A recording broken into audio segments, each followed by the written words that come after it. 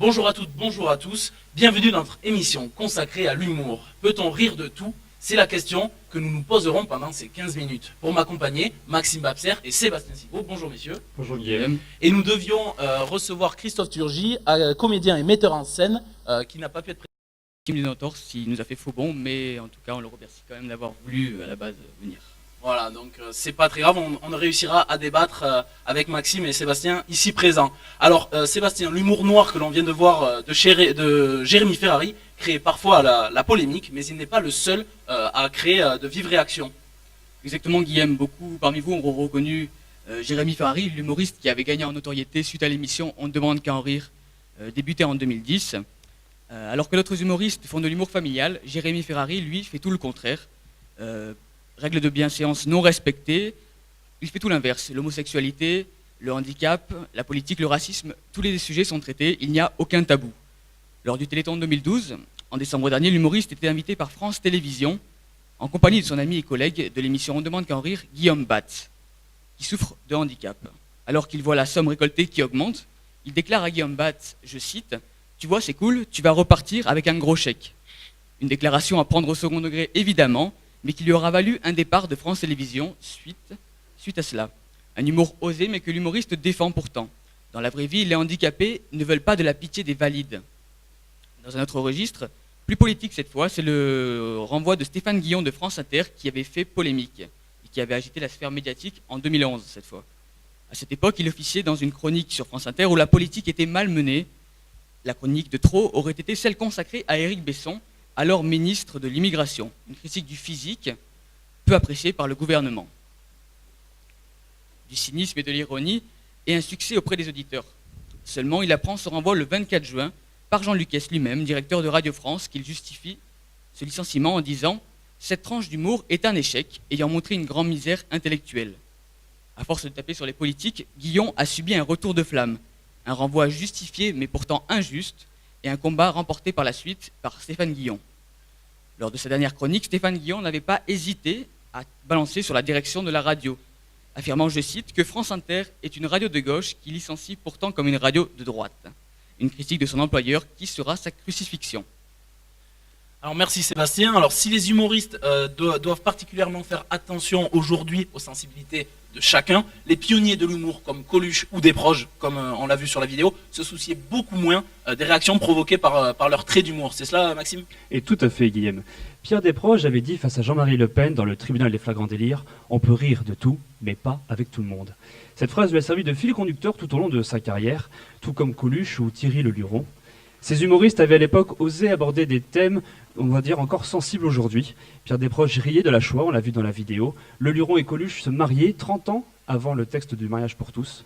Rien ne semblait faire peur à ces comiques qui ne s'interdisaient aucun tabou, quitte à déranger. Les associations antiracisme se sont alors créées et ont multiplié les attaques contre ces artistes. On connaît la LICRA, SOS Racisme. Ils ont été critiqués, remis en cause pour leur position dérangeante pour la bien-pensance. Aujourd'hui, ils sont adulés, à tel point que certains tiennent absolument à leur trouver des successeurs. Stéphane Guillon, Jérémy Ferrari notamment, ont dû porter cette étiquette de nouveau Pierre Desproges. La maladie ou les accidents ont malheureusement porté ces grands artistes, ce qui les a peut-être rendus plus humains. Et alors je ne peux pas m'empêcher de me poser cette question, que Pierre Desproges, Guillaume Tripotte, ne m'aurait sûrement pas reproché. Un humoriste subversif ne fait-il rire qu'après sa mort? Alors c'est une très très très bonne question Maxime. Je n'ai pas la réponse aujourd'hui pour le moment. Malheureusement. Mais si aussi on a décidé d'évoquer l'humour ce matin, c'est aussi parce qu'un certain Dieudonné crée encore et toujours la polémique. Encore et toujours Dieudonné, c'est ce qu'on peut ressortir pour ce débat. C'est que Dieudonné est actuellement en tournée dans toute la France pour son spectacle Foxtrot et est censé passer à Nice le 13 avril prochain. Seulement, il y a une semaine, France Billets a envoyé un SMS et un email aux personnes ayant acheté les places. Le spectacle est annulé. Alors voilà, il y a eu l'affaire a été quasiment similaire à Bordeaux, où il était prévu le 6 avril, il me semble, et c'est la LICRA qui cette fois s'était insurgée contre la présence du chanteur, comme l'a dit Alain Juppé, à Bordeaux. Alors, est-ce qu'il est normal, messieurs, qu'en 2013, on puisse interdire un spectacle d'un humoriste? Ce qui est très étonnant, c'est de connaître qu'on ne connaît pas la raison exacte de cette interdiction. On a entendu par la presse que Dieudonné, en fait, son spectacle, sa productrice a dit que c'était des pressions de la mairie sur la salle Acropolis, sur les producteurs de la salle. Alors que le directeur de la salle a bien dit que en fait, la salle n'avait jamais été réservée par Dieudonné et sa production pour le 13 avril. Donc du coup, il ne pouvait pas la laisser pour lui. Il y avait quand même 2000 places qui avaient été réservées. C'est très étonnant cette justification. Le problème, voilà, c'est qu'à chaque fois qu'il y a une interdiction, notamment sur Dieudonné, mais sur d'autres, les raisons sont très floues. On parle de troubles à l'ordre public. Les mairies ne peuvent pas décider ça, il n'y a que le préfet qui peut le faire. C'est franchement étrange. C'était le cas à Bordeaux, en fait. La LICRA tapait sur plus le personnage que sur le spectacle. C'est ça qui est aussi étrange. On critique Dieudonné en dehors de son spectacle, sans connaître, en fait, la LICRA ne connaissait pas le contenu du spectacle. Ce qui est étonnant, c'est que quand même, on dit que Dieudonné n'avait pas réservé la salle, et simultanément à ça, son compte Facebook est fermé, son site est fermé, et pas mal de salles en France se retrouvent aussi à devoir annuler le spectacle. Alors, une fois, ça peut se produire, on peut imaginer qu'il n'ait pas pu réserver la salle, mais au bout de peut-être 10 séances, 10 salles, ça commence à faire un peu gros, on va dire, et les fans ne le croient plus. Et sur Facebook, on les voit constamment s'insurger et poster des commentaires sur la page de Dieudonné en disant mais pourquoi Nice annulé sans explication. Pour l'instant, on n'a pas vraiment vraiment d'affirmation de la part de la mairie. Alors, Patrick Timsit, un autre humoriste, a déclaré hier sur le plateau d'Alessandra Sublet sur C'est à vous que Dieudonné était parti dans une voie, peut-être une impasse. Êtes-vous d'accord avec ce constat ? Bon, vu que Patrick Timsit ne fait plus rire depuis 10 ans, c'est quand même assez risible comme situation. Et on voit son dernier film Star 80, on voit l'échec que ça a été. Je me pose la question, franchement, de savoir si les autres comiques ont vraiment été tués par Dieudonné. Après tout, d'autres, on les a vus, d'autres subversifs tiennent le coup, comme Guillon, comme Ferrari. Donc c'est pas forcément le problème. Enfin, ils tiennent le coup. Guillaume, par exemple, s'est fait licencier. Il s'est fait licencier, mais son spectacle marche toujours. Il remplit des salles en France, à Paris. Donc le souci, je pense que Dieudonné, ça vient aussi de. Le problème, c'est le personnage des doubles du comique aussi. Il est dans l'anti-sionisme. Tout le temps, il est dans l'anti-sionisme, et du coup, on a du mal à détacher le comique du personnage public. Et lui-même joue avec ce rôle aussi. Lui-même joue avec ce rôle, mais du coup, on a envie de lui dire à un moment, il faut savoir séparer le comique du personnage médiatique qui doit intervenir sur des sujets très sérieux, et lui le fait avec un donc détachement. Il s'est engagé dans une impasse comme lui seul se bloque en faisant des sketchs qui vont parfois trop loin.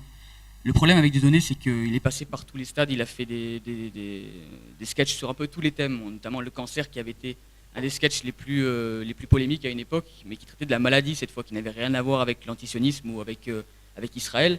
Sauf que maintenant, le problème, c'est que toute la polémique se forge sur l'anti-Israël, l'antisionisme, et c'est vraiment se plonger dans une direction qui est un acharnement directement de l'humoriste.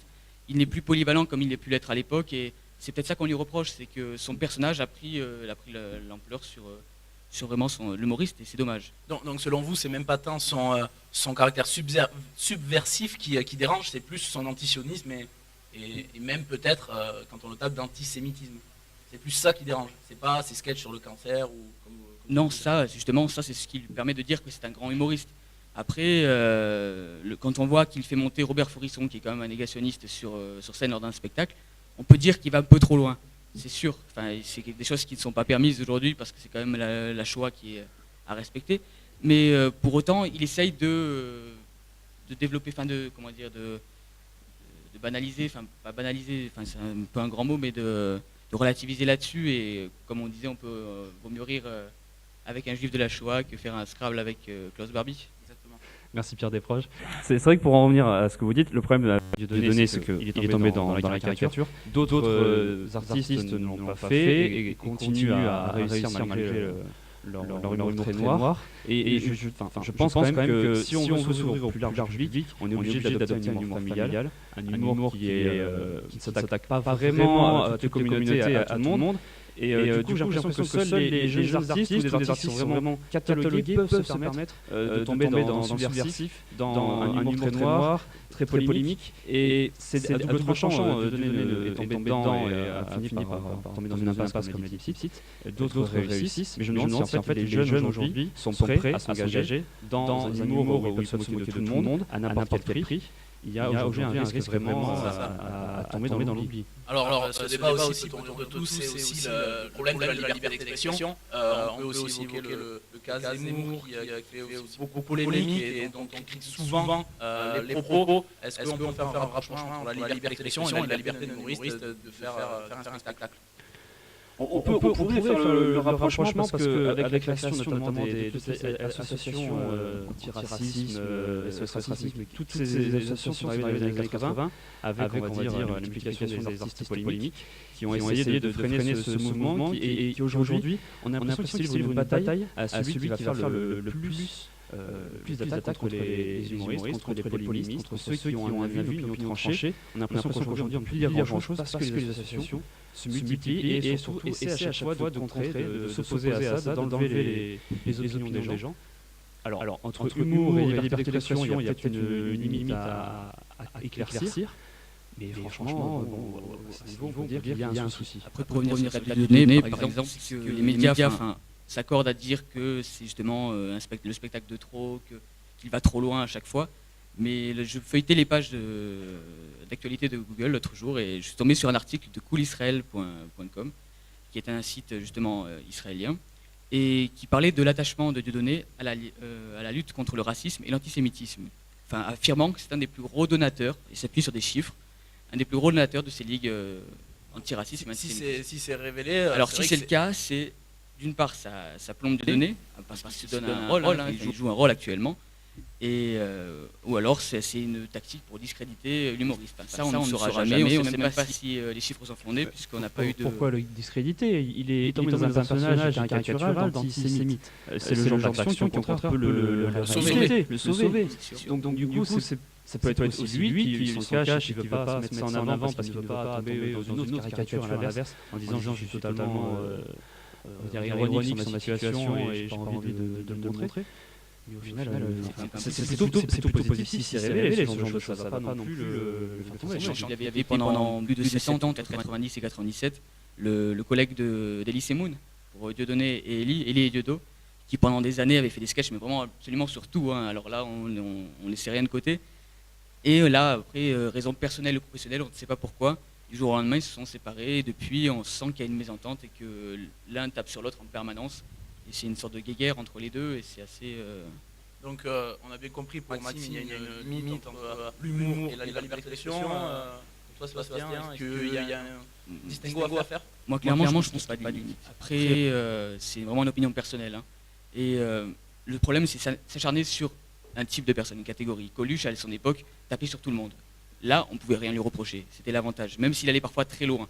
Et alors que là, Dieudonné, actuellement, s'acharne plutôt vers une catégorie de personnes, et c'est ça qu'on lui reproche. Alors pourtant, c'est une très grande personne, un très grand humoriste que j'ai eu l'occasion de rencontrer pour une interview l'an dernier, et c'est pas du tout la personne qu'on peut s'imaginer, et la version que les médias nous en donnent.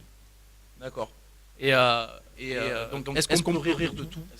Finalement, est-ce qu'on peut aujourd'hui affirmer que oui, on peut rire de tout? Oui, mais pas n'importe quel prix. Il faut être prêt à peut-être sacrifier une partie de son public, à être prêt à... C'est ce que le choix doit faire, par exemple, Jérémy Ferrari, selon vous? Jérémy Ferrari est un jeune comique, il a encore, je pense, le temps de s'enlever cette image de subversif, même si je pense qu'il va finalement la garder. Il a 27 ans, il a encore le temps de prouver sa valeur. Il sera à Nice aussi le 6 avril prochain. L'occasion pour ceux qui veulent le rencontrer, enfin venir le voir, c'est possible. Il ne sera pas annulé, en tout cas pas pour l'instant. Et Dieudonné, par contre, il y aura l'occasion de rire, mais parce qu'il va faire une vidéo sur la ville de Nice, qu'il a supprimée, on l'a appris hier, en appelant son attaché de presse. Voilà, donc lundi soir sera publié sur son site et sur Facebook une vidéo où il parle de Nice. Ça peut faire mal. Ça peut faire mal venant de voilà, on va voir s'il souhaite vraiment venir jouer à Nice ou si il renonce à que la vérité prenne un petit coup de c'est possible. Voilà. Eh bien, merci beaucoup, monsieur. On peut tomber rire de tout. Oui, mais pas avec nous, c'est vraiment des proches qui a la réponse. C'est peut-être la meilleure réponse qu'il ait donnée. Merci beaucoup, messieurs. À très bientôt sur UDIGD pour un nouveau débat d'actualité.